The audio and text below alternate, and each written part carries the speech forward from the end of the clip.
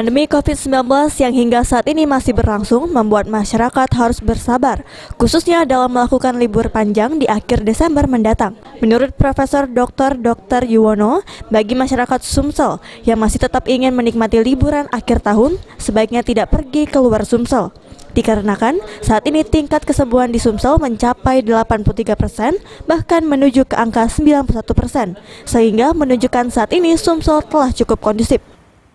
Orang yang berada dalam suatu wilayah, misalnya Provinsi Sumatera Selatan, sebaiknya atau seharusnya tidak pergi keluar Sumatera Selatan.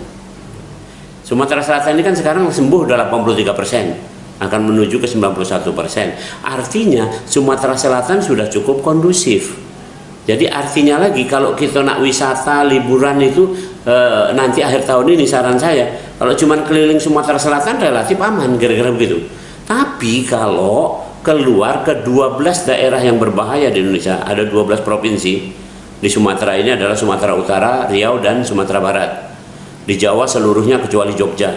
Kemudian Kalimantan Selatan, Bali, kemudian Sulawesi Selatan.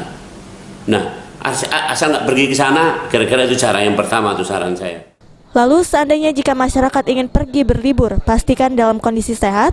Hal ini guna mencegah timbulnya klaster COVID-19 di keluarga, dan ini terbukti dalam libur panjang di bulan November yang lalu.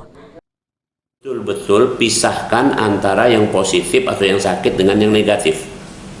Jadi maksudnya begini, ini nanti mau liburan, mau apa itu segala macam, kalau memang haknya silahkan saja, tapi intinya pastikan bahwa yang liburan ini benar-benar sehat. Kalau yang sakit ya jangan melok liburan. Hingga saat ini menurut Profesor Dr. Yuwono, peningkatan kasus COVID-19 di Sumsel di kisaran angka 40 hingga 60 per harinya.